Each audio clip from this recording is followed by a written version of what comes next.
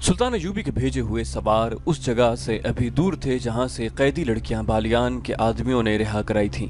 रात को भी चले जा रहे थे। वो ताक़ुब में वक्त जाया नहीं करना चाहते थे। रहनुमा उनके साथ था। वो रास्ता और जगह भूला नहीं था।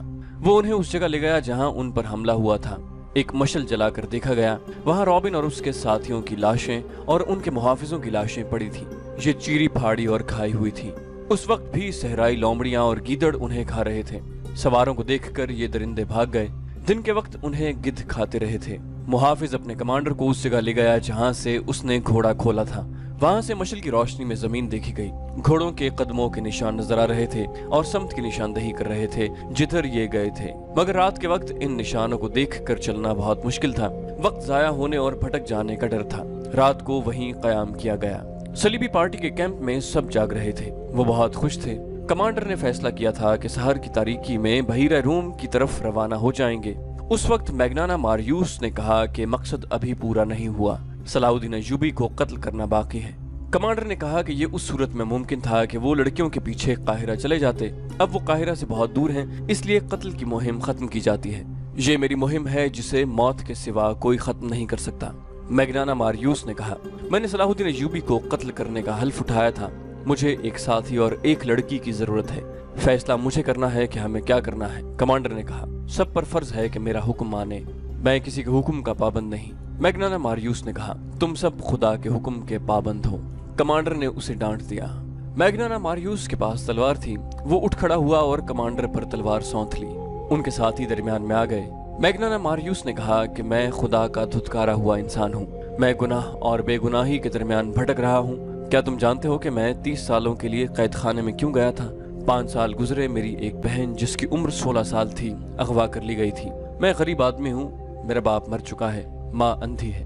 मेरे छोटे छोटे बच्चे हैं। मेहनत मुशक्कत करके मैं उन सब का पेट पालता था। मैंने गिरजे में सलीब पर लटके हुए यसु मसीह के बुत से बहुत दफा पूछा कि मैं गरीब क्यों हूँ। मैंने कभी गुनाह नहीं किया। मैं दयानतदारी से इतनी मेहनत करता हूँ मगर मेरे कुंबे के पेट फिर भी खाली रहते हैं। मेरी माँ को खुदा ने क्यों अंधा किया है? यसु मसीह ने मुझे कोई जवाब नहीं दिया। और जब कंवारी बहन अगवा हो गई तो मैंने गिरजे में जाकर कंवारी मरियम की तस्वीर से पूछा कि मेरी कंवारी बहन के कंवारपन पर तुझे तरस क्यों नहीं आया? वो मासूम थी। उस पर खुदा ने यह जुल्म किया था कि उसे खूबसूरती दे दी थी। मुझे यसु मसीह ने भी कोई जवाब नहीं दिया। मुझे कंवारी मरियम ने भी कोई जवाब नहीं दिया। एक रोज मुझे एक बहुत ही अमीर आदमी के नौकर ने बताया कि तुम्हारी बहन उस अमीर आदमी के घर में है। वो अय्याश आदमी है। कंवारियों को अगवा करता है, थोड़े दिन उनके साथ खेलता है और उन्हें कहीं गायब कर देता है। लेकिन वो आदमी बादशाह के दरबार में बैठता है। लोग उसकी इज्जत करते हैं। बादशाह ने उसे रुतबे की तलवार दी है। गुनाहगार होते हुए खुदा उस पर खुश है। दुनिया का कानून उसके हाथ में खिलौना है। मैं उसके घर गया और अपनी बहन वापस मांगी। उसने मुझे धिक्के देकर अपने महल से निकाल दिया। मैं फिर गिरजे में गया। यसु मसीह के बुत और कंवारी मरियम की तस्वीर के आगे रोया। खुदा को पुकारा। मुझे किसी ने जवाब नहीं दिया। मैं गिरजे में अकेला था। पादरी आ गया। उसने मुझे डांट कर गिरजे से निकाल दिया। कहने लगा, यहाँ से 2 तस्वीरें चोरी हुई हैं। निकल जाओ वरना पुलिस के हवाले कर दूंगा। मैंने हैरान होकर उससे पूछा, क्या ये खुदा का घर नहीं? उसने जवाब दिया, तुम मुझसे पूछे बगैर खुदा के घर में कैसे आए? अगर गुनाहों की माफी मांगनी है तो मेरे पास आओ। अपना गुनाह बयान करो। मैं खुदा से कहूंगा कि तुम्हें बख्श दे। तुम खुदा से बराह रास्त कोई बात नहीं कर सकते। जाओ, निकल जाओ यहाँ से। और मेरे दोस्तों, मुझे खुदा के घर से निकाल दिया गया। वो ऐसे लहजे में बोल रहा था कि सब पर सन्नाटा तारी था। लड़कियों के आंसू निकल आए। सहरा की रात के सुकूत में उसकी बातों का तासुर सब पर तिलिस्म बनकर तारी हो गया। वो कह रहा था कि मैं पादरी को, यसु मसीह के बुत को, कंवारी मरियम की तस्वीर और उस खुदा को जो मुझे गिरजे में नजर नहीं आया, शक की नजरों से देखता निकल आया। घर गया तो अंधी माँ ने पूछा कि मेरी बच्ची आई या नहीं। मेरी बीवी ने पूछा, मेरे बच्चों ने पूछा। मैं भी बुत और तस्वीर की तरह चुप रहा। मगर मेरे अंदर से एक तूफान उठा और मैं बाहर निकल गया। मैं सारा दिन घूमता फिरता रहा। शाम के वक्त मैंने एक खंजर खरीदा और दरिया के किनारे टहलता रहा।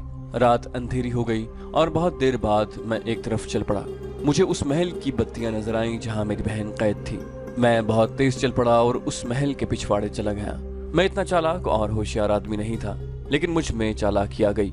मैं पिछले दरवाजे से अंदर चला गया। महल के किसी कमरे में शोर शराबा था। शायद कुछ लोग शराब पी रहे थे। मैं एक कमरे में दाखिल हुआ तो एक नौकर ने मुझे रोका। मैंने खंजर उसके सीने पर रख दिया और अपनी बहन का नाम बताकर पूछा कि वो कहाँ है। नौकर मुझे अंदर की सीढ़ियों से ऊपर ले गया और एक कमरे में दाखिल करके कहा कि यहाँ है। मैं अंदर गया तो मेरे पीछे दरवाजा बंद हो गया। कमरा खाली था। दरवाजा खुला और बहुत से लोग अंदर आ गए। उनके पास तलवारें और डंडे थे। मैंने कमरे की चीजें उठा कर उन पर फेंकनी शुरू कर दी।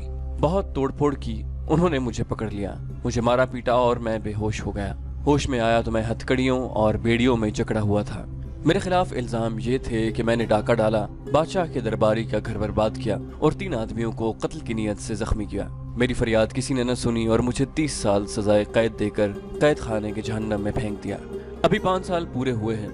मैं इंसान नहीं रहा। तुम कैद खाने की सख्तियां नहीं जानते। दिन के वक्त मवेशियों जैसा काम लेते हैं और रात को कुत्तों की तरह जंजीर डालकर कोठरियों में बंद कर देते हैं।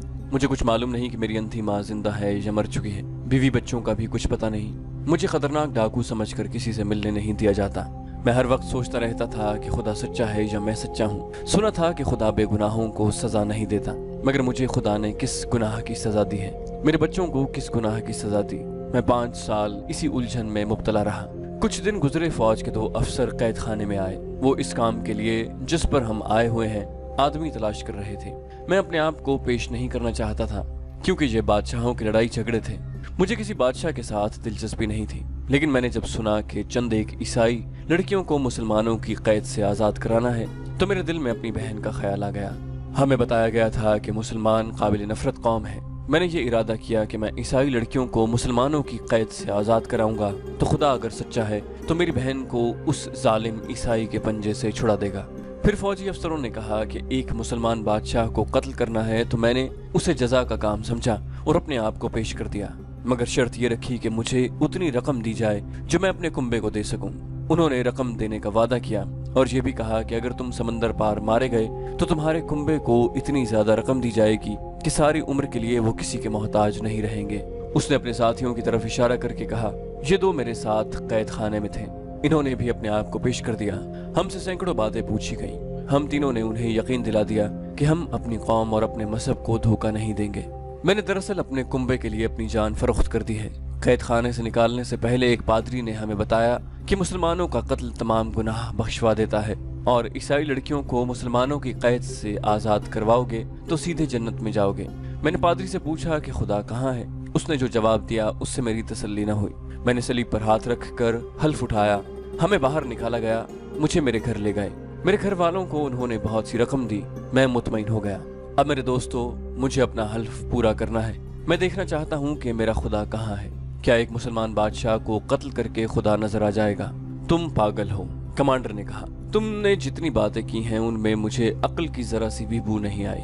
उसने बड़ी अच्छी बातें की हैं। एक और साथी ने कहा, मैं इसका साथ दूंगा। मुझे एक लड़की की जरूरत है। मैग्नाना मारियूस ने लड़कियों की तरफ देखा और कहा, मैं लड़की की जान और इज्जत का जिम्मेदार हूँ। लड़की के बगैर मैं सलाहुद्दीन अय्यूबी तक नहीं पहुँच सकूंगा। मैं जब से यहाँ आया हूँ सोच रहा हूँ कि सलाहुद्दीन अय्यूबी के साथ तन्हाई में किस तरह मिल सकता हूँ। मोबी उठकर उसके साथ जा खड़ी हुई और बोली, मैं इसके साथ जाऊंगी। हम तुम्हें बड़ी मुश्किल से आजाद करा के लाए हैं मोबी, कमांडर ने कहा। मैं तुम्हें ऐसी खतरनाक मुहिम पर जाने की इजाजत नहीं दे सकता। मुझे अपनी इस्मत का इंतकाम लेना है, मोबी ने कहा। मैं सलाहुद्दीन अय्यूबी की ख्वाबगाह में आसानी से दाखिल हो सकती हूँ। मुझे मालूम है कि मुसलमानों का रुतबा जितना ऊंचा होता है वो खूबसूरत लड़कियों का उतना ज्यादा अय्याश होता है। सलाहुद्दीन अय्यूबी को महसूस तक न होगा कि वो अपनी जिंदगी में आखिरी लड़की को देख रहा है। बहुत देर की बहस तकरार के बाद मैग्नाना मारियूस अपने एक साथी और मोबी के साथ अपनी पार्टी से रुखसत हुआ। सबने उन्हें दुआओं के साथ अलविदा कहा। उन्होंने 2 ऊंट लिए। एक पर मोबी सवार हुई और दूसरे पर दोनों मर्द। उनके पास मिस्र के सिक्के थे और सोने की अशरफियां भी। दोनों मर्दों ने चोगे ओढ़ लिए थे। मैग्नाना मारियूस की दाढ़ी खासी लंबी हो गई थी। कैद खाने में धूप में मुशक्कत कर करके उसका रंग इटली के बाशिंदों की तरह गोरा नहीं रहा था, स्याही माइल हो गया था। इससे उस पर यह शक नहीं किया जा सकता था कि वो यूरोपीय है। भेस बदलने के लिए उन्हें कपड़े देकर भेजा गया था, मगर एक रुकावट थी जिसका बज़ाहिर कोई इलाज नहीं था। वो ये कि मैग्नाना मारियूस इटली की जबान के सिवा और कोई जबान नहीं जानता था। मोबी मिस्र की जबान बोल सकती थी। दूसरा जो आदमी उनके साथ था वो भी मिस्र की जबान नहीं जानता था। उन्हें इसका कोई इलाज करना था। वो रात को ही चल पड़े। मोबी रास्ते से वाकिफ हो चुकी थी। वो काहिरा से ही आई थी। मैग्नाना मारियूस ने उस पर भी एक चुगा डाल दिया और उसके सर पर दुपट्टे की तरह चादर ओढ़ा दी। सुबह की रोशनी में सुल्तान अय्यूबी के उन सवारों का दस्ता जो उनके ताक़ुब में गया था घोड़ों के खुरे देखकर रवाना हो गया। ये बहुत से घोड़ों के निशान थे जो छुप ही नहीं सकते थे। सुबह से पहले सलीबियों की पार्टी लड़कियों को साथ लेकर चल पड़ी। उनकी रफ्तार खासी तेज थी। उनके ताक़ुब में जाने वालों का सफर रुक गया क्योंकि रात के वक्त वो जमीन को नहीं देख सकते थे। मगर सलीबियों ने सफर जारी रखा। वो आधी रात के वक्त पड़ाव करना चाहते थे। वो बहुत जल्दी में थे। सुबह के धुंधलके में सलीबी जो आधी रात के वक्त रुके थे चल पड़े। उनके ताक़ुब में जाने वालों की पार्टी सुबह की रोशनी में रवाना हुई। मैग्नाना मारियूस ने अक्लमंदी की थी कि वो ऊंटों पर गया था। ऊंट भूख और प्यास की परवाह नहीं करते, रुके बगैर घोड़े की निस्बत बहुत ज्यादा सफर कर लेते हैं। उससे मैग्नाना मारियूस का सफर तेजी से तय हो रहा था। सूरज गुरूब होने में अभी बहुत देर थी।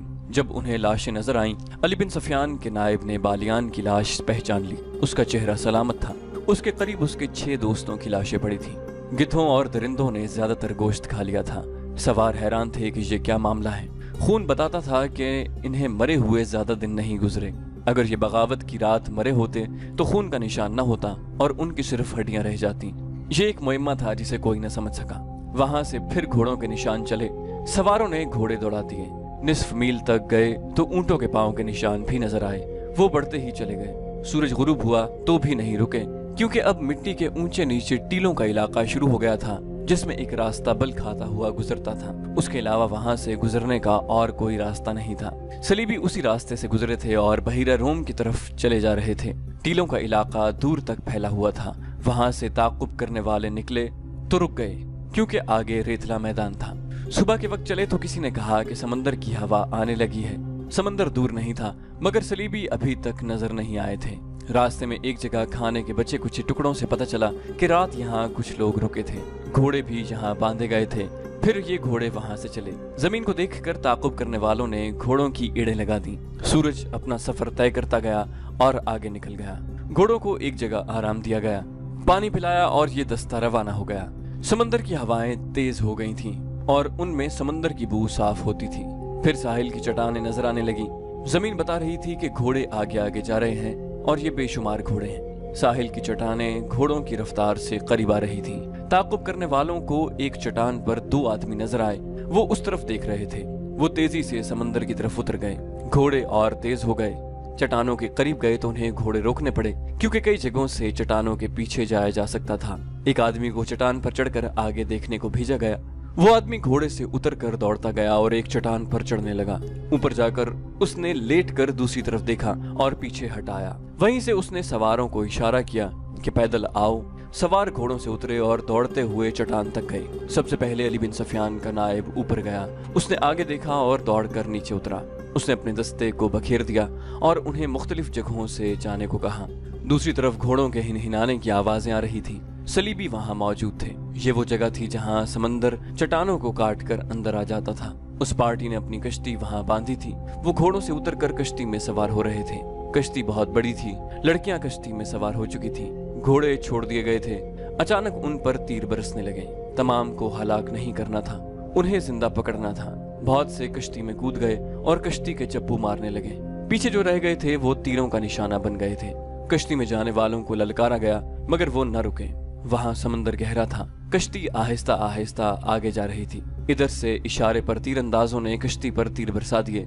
चप्पुओं की हरकत बंद हो गई। तीरों की दूसरी बाढ़ गई, फिर तीसरी और चौथी बाढ़ लाशों में पैवस्त हो गई। उनमें अब कोई भी जिंदा न रहा। कश्ती वहीं डोलने लगी। समंदर की मौजें साहिल की तरफ आईं और चट्टानों से टकराकर वापस चली जाती थी। जरा सी देर में कश्ती साहिल पर वापस आ गई। सवारों ने नीचे जाकर कश्ती पकड़ ली। वहां सिर्फ लाशें थीं। लड़कियां भी मर चुकी थीं। बाज को 2-2 तीर लगे थे। कश्ती को बांध दिया गया और सवारों का दस्ता महाज की तरफ रवाना हो गया। कैंप दूर नहीं था।